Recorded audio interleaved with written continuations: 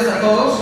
Es un honor estar aquí con ustedes para la presentación de Las heridas, una novela que no solo nos cuenta una historia, sino que nos invita a reflexionar sobre nuestra historia reciente y el impacto que tiene en nuestra actualidad.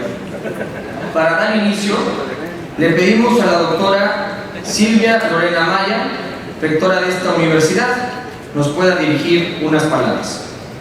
Brevemente sobre esta novela histórica, como decía, del magistrado Felipe de la Mata, que recomiendo ampliamente. Ya a continuación nos darán un poquito más de reflexión, pero lo que quiero enfatizar es que el libro no solamente toca temas de novela como es el amor, la lucha, la reconciliación, sino que también es una ventana hacia los dilemas políticos y sociales de los años 80, a través de la historia que nos narra el protagonista. El autor, el magistrado Felipe de la Mata, nos lleva a revivir los sacrificios y las tensiones que en aquella época fueron parte de la historia de México, que se encontraba precisamente en un cambio muy profundo. Esta novela nos ofrece una mirada no solamente personal, sino política, que cruza la vivencia de los personajes con eventos históricos que sacudieron a nuestra sociedad. Representa, por supuesto, entonces esta obra una contribución significativa al entendimiento de los cimientos de nuestra democracia. Nos invita a comprender que los procesos históricos no solo se constituyen en las instituciones, sino también en las propias historias de aquellos que lucharon como Ubalda por la justicia y la libertad. Agradezco de manera especial al magistrado Felipe de la Mata por su valiosa contribución a esta reflexión colectiva y por brindarnos la oportunidad hoy de participar en este ejercicio de pensamiento. Seguramente esta obra seguirá generando diálogo, reflexión y cuestionamientos sobre nuestro pasado y lo que aún nos falta por construir en el presente y en el futuro de nuestra democracia.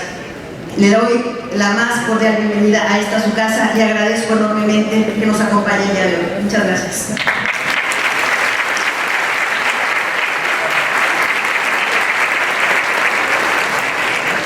Un México que en muchos sentidos sigue estando presente en nuestras vidas. Felipe de la Mata Pizaya es un destacado jurista y magistrado del Tribunal Electoral del Poder Judicial de la Federación, con una trayectoria de más de 30 años en el Poder Judicial, que lo ha llevado a reflexionar profundamente sobre la democracia y la justicia en nuestro país. Hoy nos presenta su novela Las heridas, en la que entrelaza la memoria histórica con la narrativa personal que muestran las cicatrices de nuestro país. Para quienes aún no hayan leído el libro, Las heridas nos sitúa en los años 70 y principalmente en los 80, una época marcada por la represión política en México. A través de sus protagonistas, Ubalda y Alfonso, la novela nos muestra cómo el destino de un país puede marcar la vida de las y de los ciudadanos y cómo las decisiones de unos pocos pueden dejar heridas en las historias de muchos. Este maravilloso texto nos invita a reflexionar sobre la democracia, la justicia y el derecho a la verdad, temas que hasta el día de hoy siguen siendo vigentes. Y precisamente sobre estos temas queremos conversar. En primer lugar, le quiero pedir a Tania Palacios, diputada Tania Palacios, que nos pueda compartir la reflexión que escribió sobre este libro. Al gobernador Mauricio Curi González, a los tres poderes aquí representados. Magistrado, esta es su casa, y quienes incursionamos en pañales en el mundo de las letras sabemos el dolor de parto que representa escribir una novela, pero es aún más agudo el dolor de parto para dar a luz a la democracia. Muchas felicidades. Sin duda es un libro que habla de una bifurcación en la historia de México, una bifurcación política, social, y no existe mejor auditorio para poder dar a conocer el desarrollo de este libro que un lugar donde hay jóvenes, porque encuentro la especial coincidencia de que habla mucho del año 88, mi año de nacimiento, y me quedo pensando en tantas generaciones de jóvenes que les ha tocado ser generación de jóvenes herida y que posteriormente a otros les ha tocado ser generación de jóvenes cicatriz. Así que si hoy hablamos de heridas, también nos va a encantar escuchar hablar después de la saga que se llama Las cicatrices. Y si me permiten, una vez que leí el libro, pues me estimuló mis ganas de escribir y voy a preferir leer el análisis que he redactado para estos momentos. Heridas agudas que se convirtieron en crónicas, punzantes, abrasivas, lacerantes. Muchas de ellas derivaron en cicatrices, queloides y atróficas, con un tejido que no termina de regenerarse, como nuestro tejido social. Heridas amorfas, y hablando de formas, la democracia no es lineal, es circular, es evolutiva, es un ser vivo. Los momentos clave en la historia política de México son pendulares, podrán viajar de izquierda a derecha, pero los males estructurales siguen siendo los mismos. Pudiera o no ser casualidad que decida utilizar la palabra magistralmente a la forma en la que el autor mezcla el amor con el dolor, el folclore con la política y el pasado con el futuro. Es un tejido perfecto. Destaco su capacidad de entrelazar el diálogo entre lo íntimo y lo colectivo, de construir personajes profundos y simbólicos, arquetipos que simbolizan distintas posturas frente a los conflictos políticos. Destaco el realismo social y el retrato crudo de la historia de México, un realismo que busca más proponer que oponer. Destaco el uso de escenarios cargados de simbolismo, donde Tixla, por ejemplo, no solo es un escenario físico, sino un espacio emocional. La historia de amor de Alfonso Ugalde. Historias de amor y odio entre el mexicano y los fraudes electorales, los conflictos políticos, los sistemas caídos, las historias entrelazadas. Las heridas me recuerdan al México de las realidades paralelas. Recordé hasta Stephen Hawking, y aquí no va a entender muy bien el magistrado Braulio Guerra. El viaje en el tiempo y los universos paralelos, cuando caemos en la antinomia de que democracia y fraude quepan en la misma frase. Los agujeros negros de la historia de México, donde ha reinado más la voluntad de opresión que la libertad de expresión, donde los sistemas no sostienen cuando los sistemas se caen, donde evocar es vivir, sufrir y morir con los personajes de una historia para luego renacer con ellos el deseo palpitante, activo, todavía vivo, de hablar de igualdad, democracia, derechos sociales y, ¿por qué no lo más profundo?, la felicidad del pueblo. Escribir no es siempre soñar con historias, es provocar realidades, es mover conciencias, es recordar no solo por recordar, sino por lo que no hay que repetir, es desintoxicarnos del pasado viéndolo fríamente a los ojos, sabiendo que si no somos conscientes, la inconsciencia colectiva nos lleva al peor destino, repetir errores con otros nombres, apellidos, con otros colores, con otros partidos, pero el mismo agujero de gusano. Porque hegemonía política puede no solo suceder una vez. Luchas que sustituyeron la fuerza de un garrote por los dientes de instituciones que, aunque a veces chimuelas, pueden darle de comer a la democracia. Para mí, Heridas también está escrito para ellas, las hijas de la guerra sucia, las hijas de las caídas de los sistemas, las hijas del dolor, las que son perfectibles pero indispensables, instituciones de carne y hueso que no merecen morir, sino sanarse. Escuché al autor en una entrevista decir que otro México es posible, el de la dictadura perfecta, el de su juventud. Y coincido, este libro es un despertar, porque como el cáncer siempre puede regresar para matar, y como las cucarachas puede hacerse más resistente. De lo bonito, me quedo con la versión del Mixcoac de mi año de nacimiento, 1988. Hoy, la urbe parece que ha convertido su existencia de los 80s en realismo mágico, El autor nos cuenta lo que fue y parece tan lejano y surrealista como Macondo, pero con tantos detalles sentí que me tomaba un café en sus rincones, viviendo las epopeyas de lo cotidiano. Que lo que la urbe se comió no desaparezca en el tiempo a través de las letras. Que no desaparezca el Mixcoac de Octavio Paz. Como las novelas, hay democracias que llegan por parto natural, otras que requieren cesárea. Ambas dejan heridas. Por las ubaldas que conocen en carne propia la palabra desaparición, exilio y lucha.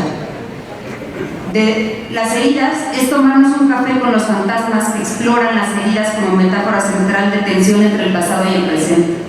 De desear ese tiempo, todavía imaginario, todavía ficcional, donde hablar de democracia no sea un camino rancio para el corazón de los mexicanos, donde pasemos de hablarla a vivirla, del sustantivo al verbo, cuando el ardor de las heridas solo nos recuerde lo que fuimos y lo podamos sustituir por lo que podemos ser, en plural, donde el nosotros está antes que el yo, donde las fracturas no dividen, donde los sistemas no se caen, donde no hay guerra, y mucho menos sucia, donde las heridas no se vuelven a abrir, se cierran para siempre, donde la lava se convierte en pómice o basalto, pero ya no arde, donde México se cura, donde los jóvenes le limpian las lágrimas a la democracia, donde las instituciones no caducan, no mueren, viven y se renuevan, donde perdonamos pero no olvidamos, donde morimos pero renacemos, donde las heridas no solo tienen un origen,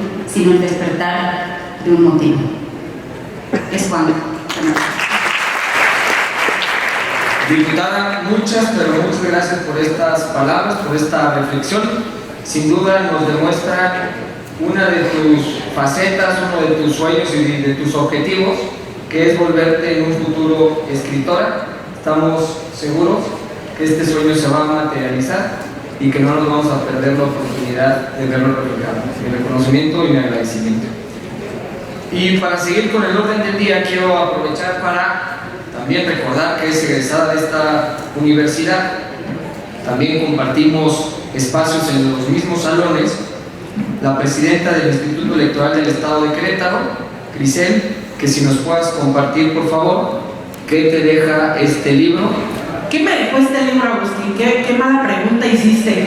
Porque me dejó temor, me dejó angustia.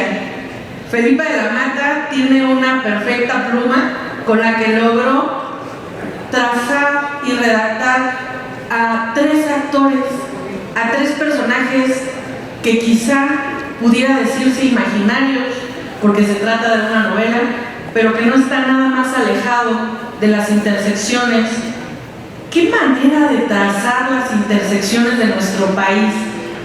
A través de una novela que invita a ser histórica, habló de migración, habló de mujeres, habló de pobreza, habló de mujeres indígenas, habló de desigualdades, habló de luchas, habló de oposición, habló de convicciones.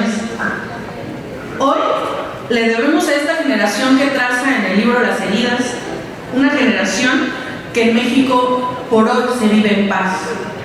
Esta generación que le dio luz a las instituciones que hoy representamos el tema de la democracia. Y bueno, pues vamos a entrar ya en contexto. El libro de Las heridas de Felipa de la Mata comienza con 2 frases sumamente poderosas.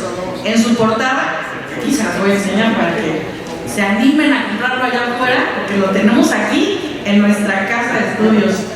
Comienza con 2 frases sumamente poderosas. En la portada resalta: el año en que la democracia se perdió, una mujer lo dejó todo para impedirlo. Y en sus primeras páginas arranca con una frase de Voltaire que dice: un día todo irá bien, he aquí nuestra esperanza, todo va bien hoy, he aquí nuestra ilusión. Cita un filósofo que acuñó la tolerancia y el señalamiento del autoritarismo.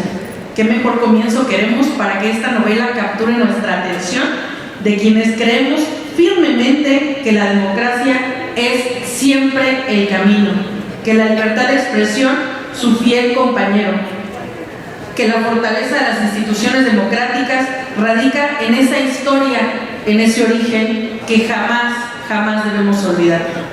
El prólogo de este libro nace de las experiencias que el autor nos comparte. Cómo vivió presenciar la entrega de la constancia de esa fecha histórica que él menciona como el cierre del ciclo de 30 años al llegar un presidente que se reconoce de izquierda, pero que particularmente de la formación de las instituciones electorales y de la creación del México que actualmente vivimos. Recuerda ese 1988, la caída del sistema, la percepción de un triunfo ilegítimo, y nos comparte que de ahí, justamente de ahí, nació la necesidad de escribir esta historia, esta novela, para contar a las generaciones que no lo vivimos, que no lo debemos vivir. ¿Cuál es el contexto de esta novela? Es una novela histórica que nos habla de un 1988 donde se dieron las elecciones más competidas y controvertidas en nuestra historia moderna. Los partidos de oposición en conjunto acusaron al gobierno de cometer un gran fraude electoral, y ahí me voy a detener. La imagen de las heridas, por favor, adquieran. Aparte los atrapa. No tienen ni idea, no les puedo contar cómo terminé de ver este libro, porque hubo muchas llamadas y muchas actividades institucionales que me lo impidieron, pero en el momento en el que comencé no pude parar, entonces pues estas ojeras, ¿no? En las heridas lo dice así: es un México herido.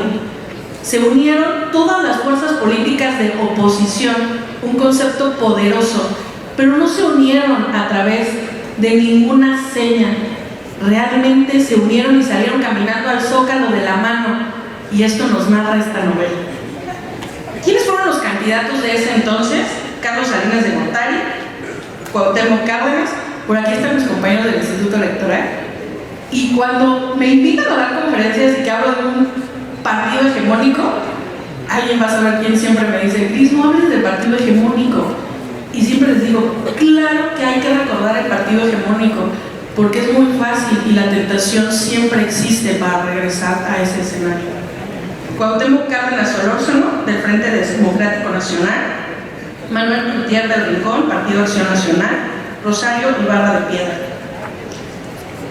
Y también este libro, de manera indirecta, nos habla de la evolución de las instituciones electorales. A esa evolución, que siempre hay que decirle evolución y no regresión, siempre van a tener la tentación las fuerzas políticas de unirse para destruir a las instituciones electorales, porque creen que de esta manera se van a perpetuar en el poder. Y nuestra historia de las heridas nos dice que lo que van a conseguir es unir a la gente, es unir a los mexicanos y mexicanas para que eso nunca, nunca vuelva a suceder. Y justamente nos habla de cómo eran las instituciones electorales antes. Las instituciones iniciaron como integrantes en donde formaba parte la Secretaría de Gobernación, los partidos políticos y legislativo, era una Comisión Federal de Vigilancia, una Comisión Federal Electoral, y después ya a órganos autónomos, en donde seguía siendo presidida por la Secretaría de Gobernación. Y bueno, llegamos a ese 96 en donde se crea el Instituto Federal Electoral, un instituto que diario celebro, diario bendigo y diario pido porque la democracia siga siendo nuestro camino y nuestra ruta.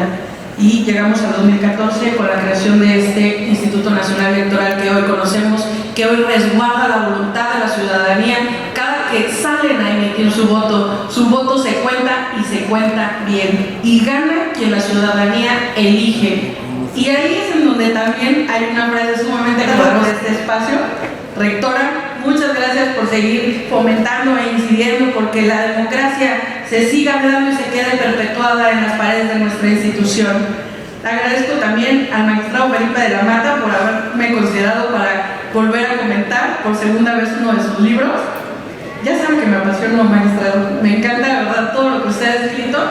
Y justo esta obra de las heridas es una obra de este importante autor, que nos habla de tres protagonistas y utiliza un estilo introspectivo y simbólico, empleando el dolor y la lucha interior como puntos clave para analizar la psicología de los personajes. La obra no solo habla del sufrimiento, sino también la posibilidad de crecimiento y resiliencia. Eso es una palabra muy importante. Esta obra plasma la resiliencia social y cómo la democracia siempre va a construir comunidad.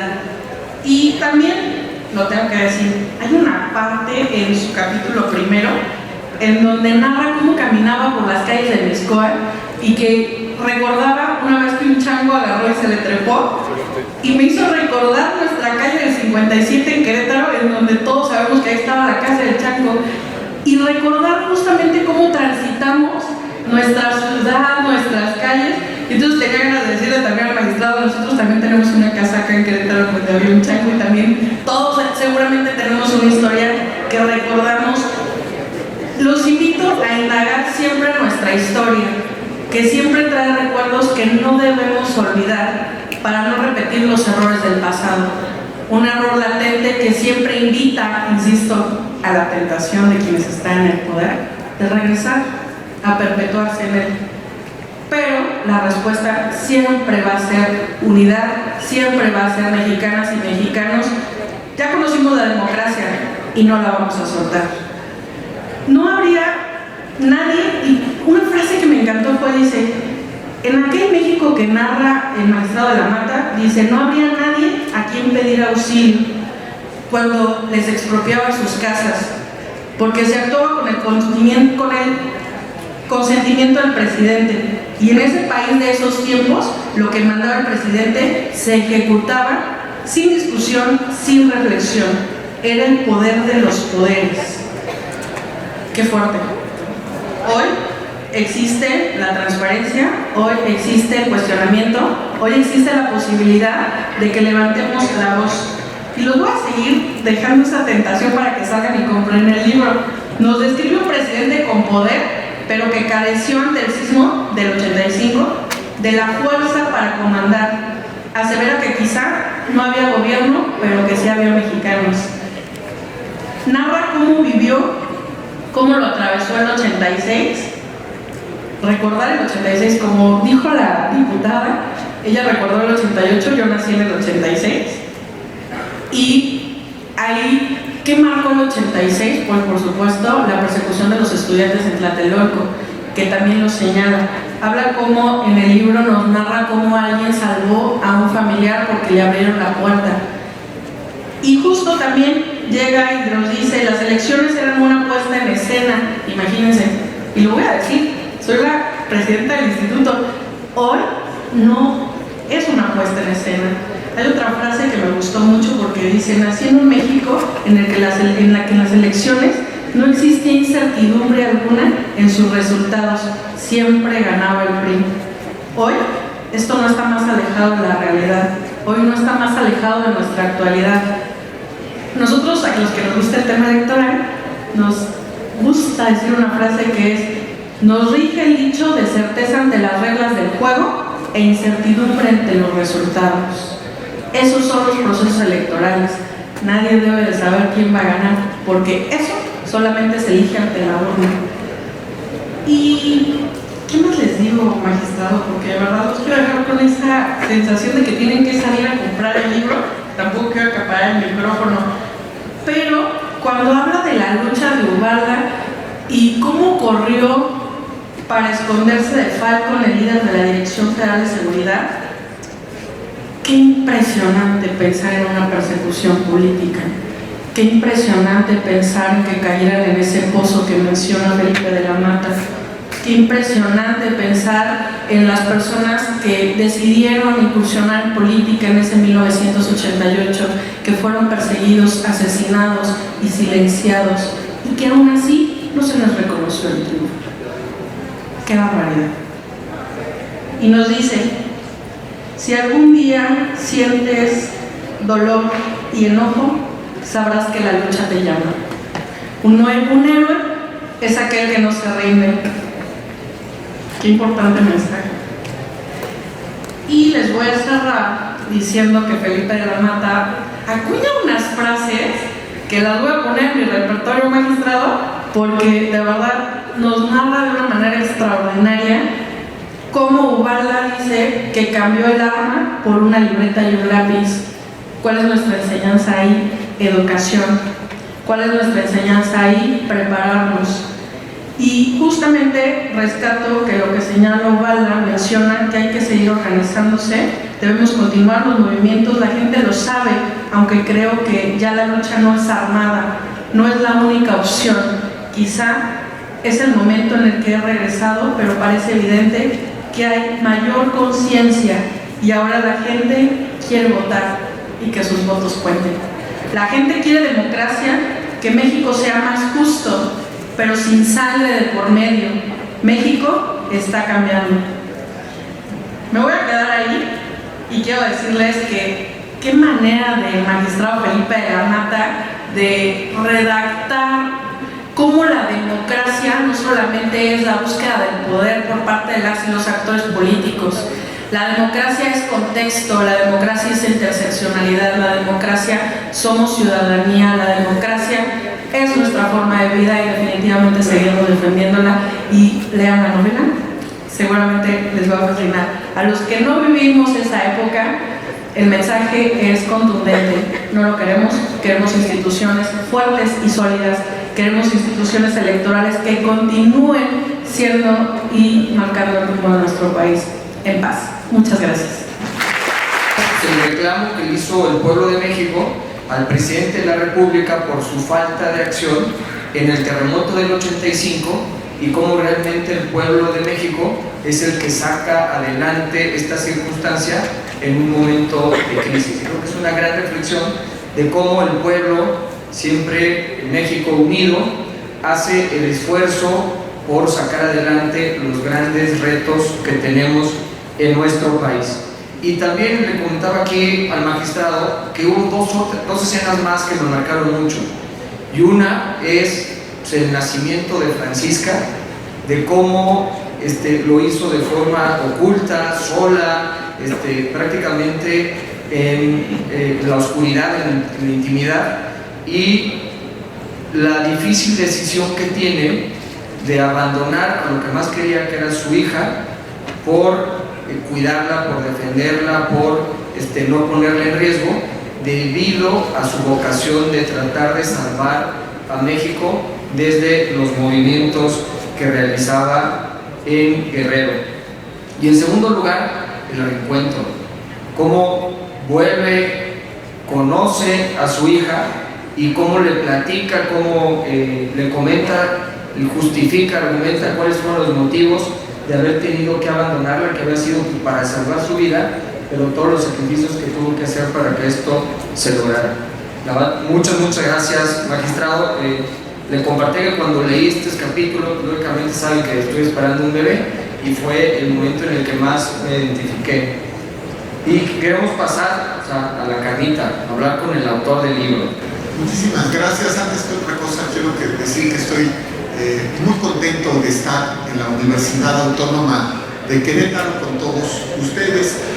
Muchísimas gracias, señor gobernador. Muchísimas gracias, señora rectora. De verdad, muchas gracias por su presencia, por su hospitalidad y de verdad me siento como en mi casa. No me siento bienvenido, sino mucho más que eso, tratado con cariño y de verdad lo agradezco con todo el corazón. Muchas gracias a la Universidad de Querétaro y también a todos los panelistas aquí presentes, al presidio. De verdad, muchísimas gracias, es un honor que no merezco. Querido Sergio, muchísimas gracias por todo. También no puedo dejar de agradecer al senador Agustín Dorantes por la presentación, por supuesto a la diputada Tania Palacios, que escribe precioso, de verdad, ya quiero leer lo siguiente que escribe, de verdad, se me hace que hasta puede ser que sea poeta, no sé por qué lo sentí, pero bueno, y a doña Grisel Muñiz, por supuesto, muchas gracias, presidenta, por tu presencia. Yo tengo mucho que decir, se pueden imaginar, y no quiero aburrirlos. Pero les voy a contar un poco de lo que me hizo escribir esta novela. Primero, la verdad es que dicen que de músico, poeta y loco todos tenemos un poco. En mi caso, quizá no es tan poquito, especialmente lo de loco. A ver, esto significa que desde chiquito pues yo escribía cosas. Y la verdad es que siempre me puse como una meta en la vida escribir. Cuando era chavo, escribía unos poemas súper cursis que la verdad es que se conservan, aunque no sé qué hacer con ellos, la verdad. Por otro lado, de repente pues empiezas a estudiar temas prácticos, derecho, y te empiezas a afanar en cosas que me gustaban y que siento que es mi vocación primaria, que es dar clases, ser profe, escribir libros de profe, ¿no? Y de repente iba pasando el tiempo y me debía a mí mismo escribir algo que fuera de acuerdo a mi vocación literaria. Pero la pandemia, que fue terrible para todos, tuvo un área de oportunidad. De repente tuve tiempo libre. Y entonces dije, es ahora o nunca. Y siempre quise, qué curioso, pero siempre quise escribir una novela histórica. Una novela que sirviera para aprender también al mismo tiempo que estás divirtiéndote. Es decir, no es aburrido, no es aburrido, pero sí que tienes temas históricos, ¿no? Entonces vas entendiendo cómo era el mundo en ese momento, especialmente para las nuevas generaciones. Por ejemplo, la manera en que se entendía el PRI y al PAN en los años 70s y 80s, ya nadie lo entendería. En los 80s el PRI, por ejemplo, pues era un partido de nombre y concursaba en los contextos políticos, pero en realidad era parte de un sistema político, era un área del gobierno, vamos a decirlo. Y el PAN, sobre todo, vamos a decirlo, antes de los 60s, pues era un partido más bien, ¿cómo decirlo?, que servía de manera testimonial a, digamos, con unas ideas muy claras, con una ideología extraordinaria, pero testimonial. Pero las cosas cambiaron en los 80s, cuando quizá, es algo que se puede dudar, pero creo que no se duda, el gobierno se equivoca, lo voy a decir como lo pienso, y roba a los banqueros, expropia la banca. Y cuando eso sucede, todo el mundo dice, si robaron al de al lado, yo puedo ser el siguiente. Y entonces el PAN se transforma y se convierte en un partido que ya podía llegar al poder, con lo que en esa época se llamó el neopanismo o los bárbaros del norte. Por ejemplo, tratar de dejar esas ideas que no podemos ni imaginarlos. El PAN anterior a los 60, antes de la presidencia de Cristóbal Rivarola, era, por ejemplo, un partido que nos recordaba de verdad como idealista, ¿no? Ya me doy a entender, pero así conseguir poder, pues sí, creo que lo sabrán ustedes mejor, pero quizá ganaron una presidencia municipal, creo que de San Luis Potosí, estoy tratando de recordar, 3 o 4 diputados, y va cambiando conforme se toma en serio el acceso al poder, pero era porque México estaba cambiando. Por otro lado, la lucha de la izquierda proscrita. A ver, ¿ustedes se imaginan un México donde la izquierda estuviera proscrita? A ver, lo voy a decir con otra palabra, porque los jóvenes quizás no se dan cuenta. Prohibida. Eran perseguidos políticos, los mataban. Eras de izquierda, te mataban. A ver, señores, entonces, por supuesto que se levantaban en armas. Pues sí, claro, por supuesto, ¿no? Eso fue una de las cuestiones que motivaron a Reyes Heroles a hacer su reforma del 77. Prefería que la izquierda fuera sistémica, es decir, que estuviera dentro del sistema, a que estuviera en contra del sistema. Había que narrar eso, y cuando lo voy contando me voy llenando de pasión, porque inmediatamente nos van surgiendo dudas. ¿Por qué escribes? Pues yo escribo porque necesito expresarme. ¿Para quién? Pues escribo para el que me lea, pensando que ojalá me lean los jóvenes y entiendan y aprendan y sepan que de verdad México ha cambiado, que los partidos han cambiado, que las instituciones democráticas han cambiado. Luego dicen, oye, me sorprende que haya tanto sentimiento en las narrativas, porque sí hay mucho sentimiento en las narrativas. Yo varias veces me descubrí llorando después de escribir y después de leer. Justamente en el nacimiento de Francisca, cuando lo escribí lloré. Pasaron unos días, unos meses, volví a leer el nacimiento de Francisca y volví a llorar. Por ahora no lo estoy leyendo porque tengo otras razones para llorar, ¿no? Pero por lo pronto necesito estar tranquilo. A ver, ¿qué es lo que hace que los sentimientos fluyan y que sirvan para expresarse? Ese es el sentido del arte y el sentido de que nosotros tratemos de decir lo que está dentro de nuestro corazón. ¿Cómo? Pues casi diría que como nos salga. Yo le diría a la diputada Palacios, que quiere ser también escritora, primero que lo haga, que se lance, que no tenga dudas. Los escritores creo que lo que necesitan, número uno, es escribir. Es que yo ya me di cuenta tarde, ¿no? Pero me di cuenta, lo que necesitas es lanzarte, escribir, ser valiente, someterte a la crítica. Y hay gente que me ha dicho, el libro no me gusta. Pues puede ser, ¿de acuerdo? El libro es pésimo, pues sí, también puede ser. Pero saben, es un ejercicio sincero, es un ejercicio personal, sincero, nacido del corazón. ¿Cómo escribía yo? A ver, por ejemplo, si yo escribía 4 horas, terminaba yo totalmente cansado, no se pueden imaginar, así como si hubiera, de verdad, y me servía como de catarsis también. Ahora, ¿por qué escribí del 88? Bueno, escribí del 88 porque fue el año que marcó a mi generación. Ahora ya no se dan cuenta de ello los jóvenes tampoco. Pero en el 88 es muy probable que haya habido un gran fraude al sistema, porque la Comisión Federal Electoral era presidida por el secretario de Gobernación. ¿Lo pueden creer? Espérense. El Tribunal de lo Contencioso Electoral para 1988 era un órgano desconcentrado de la Secretaría de Gobernación. Sí. Quien organizaba las elecciones, quien las revisaba era el propio gobierno. Y espérense, todavía esto se encontraba sujeto a un colegio electoral de la Cámara de Diputados que resolvía con criterios políticos. ¿Por qué hablar del 88? Porque yo también salí a las calles, porque yo también grité en las manifestaciones de apoyo al ingeniero Cárdenas, sin que se enterara mi madre, por supuesto, murió sin saberlo. Yo gritaba porque pensaba que podía haber un México diferente, porque me exigía. ¿Por qué de política? Porque después de trabajar 20 y tantos años, 20 y muchos años en el Tribunal Electoral, la verdad es que he tenido la fortuna de conocer a muchos políticos. Los he entendido su manera de ver el mundo, sin ser político, porque yo soy un jurista. Yo veo la política desde un cristal y eso me da una perspectiva única, prácticamente periodística. Ahora, diría yo un poquito, algunas escenas de mi novela que me llaman la atención. Sí, Tixla y Ayotzinapa tienen un lugar fundamental en esta novela.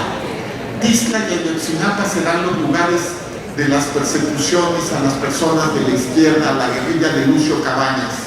Yubata será parte de la guerrilla de Lucio Cabañas y nos enseñará cómo este personaje se va también transformando y va luchando contra el Estado y después se va transformando en una opción democrática.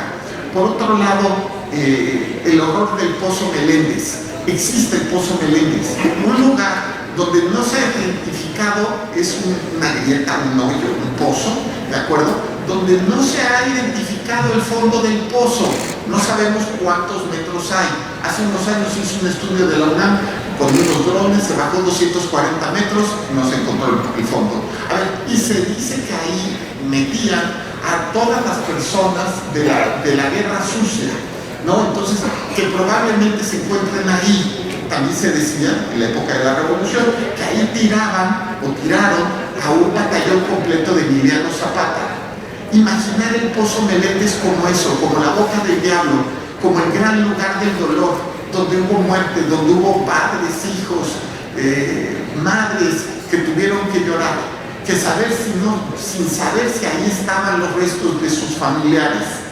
Y porque también me enojé mucho, cuando, por ejemplo, supe a la jovencísima, esposa de Lucio Cabañas, la violaron, en el libro está aquí, ¿no? Un poco el contexto, e incluso la embarazaron, porque aquella persona que la violó, o que abusó de ella, que creo que serían las palabras adecuadas, que abusó de ella, quería vengarse de su marido. Y ante eso, ante ese México, me pregunto, ¿ha mejorado México? Pues claramente sí. Hay libertad de expresión, hay instituciones democráticas. A pesar de los agoreros del pasado, que todo el tiempo están gritando que las instituciones democráticas han fracasado. No, las instituciones democráticas, bien dijo doña Tania, son de carne y hueso, no merecen morir sino sanarse, igual que toda nuestra democracia. Las instituciones democráticas son aquellas instituciones que en 2024 dieron los resultados que fueron aceptados por todos los partidos. Son las mismas que hace apenas unos meses establecieron de manera contundente que los mexicanos habían ejercitado sus derechos y sus obligaciones. Ahora, si a algunos no les gustaron los resultados, hay una gran noticia. En 2 años vuelven a haber elecciones. Porque no hay derrotas ni triunfos perpetuos en democracia. El poder no es absoluto, se encuentra dividido. Pero bueno, se necesitan, me imagino, también estos gritos para establecer posiciones políticas. ¿Cómo son ahora las instituciones electorales? Pues eso, libres y autónomas, ya no dependen del gobierno. Son las instituciones que nos dimos a partir del año 88. En la transición democrática de los 90s. Yo diría que son las instituciones donde se estableció un autónomo, un tribunal, parte del Poder Judicial de la Federación, y donde quedó claro, uno, que sus resoluciones son definitivas e inatacables, es decir, que es el órgano cúspide del sistema electoral y que no hay ningún organismo por encima del Tribunal Electoral en esta materia. Es lo que dice el artículo 99 de la Constitución. Para mí fue un honor estar en Querétaro, un honor abrir mi corazón en esta novela y que algunos de ustedes la hayan leído. Se los agradezco mucho. Señor Gobernador, de nuevo, muchísimas gracias.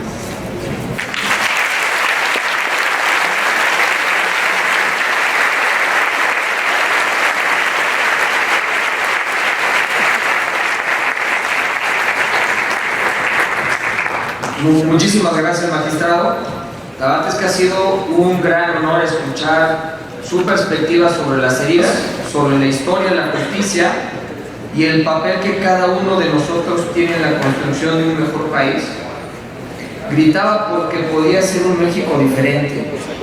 Creo que debemos de gritar todos porque se puede lograr un México diferente. Querétaro ha sido protagonista en la historia de México y lo sigue siendo hoy. Reflexionar sobre nuestra memoria es clave para construir un futuro más justo y más equitativo. Agradecemos a todos por su presencia y participación. Los invito a leer Las heridas. A los estudiantes de Derecho decirles que a través de mis redes sociales voy a rifar algunos libros, algunos mecanismos para que puedan acceder a ellos. Sé que en la etapa de la juventud es más difícil tener el recurso para comprar el libro, entonces voy a hacer algún ejercicio para que puedan acceder a ellos. La verdad se lo recomiendo muchísimo. Le invito a la línea de honor que podamos pasar a la primera fila.